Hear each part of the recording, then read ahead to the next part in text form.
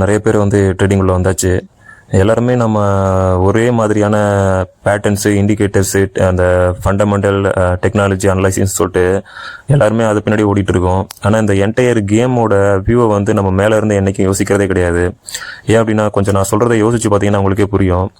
ஒரு support zone வருது, resistance zone வருது அப்படின்னு சொல்லிட்டு நம்ம வந்து எல்லாருமே அந்த ரீட்டைல் ட்ரேடரோட மைண்ட் செட் எங்கே இருக்கும், எங்கே போயிட்டு அவங்க பை பண்ணுவாங்க, எங்கே போயிட்டு செல் பண்ணுவாங்க, அதே போல் ஒரு பேட்டர்ன் ஃபார்ம் ஆச்சுன்னா பேட்டர்னுக்கு என்ன ரியாக்ட் பண்ணணும், எல்லா சிஸ்டமும் வந்து ஒரு காலத்தில், அதாவது அது கண்டுபிடிச்ச டைமில் வந்து அது மிகப்பெரிய விஷயமா இருந்திருக்கலாம், அது பயன்பட்டுருக்கலாம். ஆனால் இது கண்டுபிடிச்சி 100 வருஷம் ஆயிடுச்சு.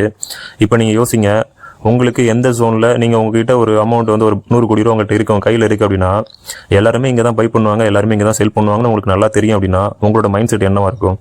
அதை மட்டும் யோசிச்சிங்கன்னா இந்த என்டையர் கேமோட ஸ்ட்ராட்டஜி என்ன, சூட்சமம் என்னன்னு நீங்கள் புரிஞ்சுக்கலாம். தயவு செஞ்சு புரிஞ்சுக்கோங்க. நீங்கள் என்ன தான் ஸ்ட்ராட்டஜி எவ்வளோ தான் ஃபாலோ பண்ணாலும், என்ன தான் ஒரு பேட்டர்ன் ஃபாலோ பண்ணாலும், என்ன தான் இண்டிகேட்டர்ஸ் ஃபாலோ பண்ணாலும் என்றைக்கும் இந்த கேமில் வந்து நீங்கள் ஜெயிக்க போகிறது கிடையாது. அது வந்து உங்களுக்கு ஆசையை காட்டி கொஞ்சம் வந்து உங்களை தூண்டில் மீன் புழுவை போட்டு அந்த புழு பாதி சாப்பிட்ற வரைக்கும் வெயிட் பண்ணி அதை இழுக்கிற மாதிரி தான். இது என்றைக்கும் இந்த ட்ராப்லேருந்து நம்ம வெளியாக போகிறதில்ல. இந்த ட்ராப்லேருந்து வெளியாகணும் அப்படின்னா ஒரு மேலே இருக்கிற அந்த சிஸ்டம் மேக்கரோட மைண்ட் செட்லேருந்து பார்த்தீங்கன்னா மட்டும் தான் இது புரியும். மற்றபடி நீங்கள் என்ன தான் நாள் கணக்கில், மாதக்கணக்கில் நீங்கள் மென்டர்ஷிப் வச்சு நீங்கள் பெய்ட் கோர்ஸ் பண்ணி திரும்ப அனலைஸ் பண்ணி திரும்ப பார்த்துட்டு இருந்தாலும் அது புரியாது உங்களுக்கு. மொத்த கேமோட ஒரே ரூல்ஸு வேல்யூம் வந்து அனலைஸ் பண்ணணும். எந்த டைமில் வேல்யூம் அதிகமாக வருது, எந்த பக்கம் மார்க்கெட் மூவ் ஆகிட்டு இருக்கு, எந்த பக்கம் போயிட்டு இருக்கு, கோ வித் த ஃப்ளோ, அந்த 2 விஷயத்தை அனலைஸ் பண்ணிவிட்டு ப்ளஸ் முக்கியமான விஷயம் ரிஸ்க் மேனேஜ்மெண்ட். அதை விட முக்கியமான விஷயம் நம்ம மைண்ட் செட் வந்து கரெக்டாக இருக்கணும். இந்த 4 விஷயத்தை கரெக்டாக ஃபோக்கஸ் பண்ணிங்க அப்படின்னா ட்ரேடிங் வந்து உங்களுக்கு ஒரு லாங் லைஃபுக்கு நல்லபடியாக போகும். நான் சொல்கிறேன், இது 4 மட்டும் இருந்தால் மட்டும் உங்களுக்கு தினமும் வந்து ப்ராஃபிட் எடுத்துகிட்டு போயிட்டு இருக்கலாம் அப்படின்லாம் சொல்ல மாட்டேன். இது என்னோட எக்ஸ்பீரியன்ஸில், என்னோட அனுபவத்தில் இது வந்து எப்படின்னா ஒரு கடலில் மீன் பிடிக்க போகிற மாதிரி தான்.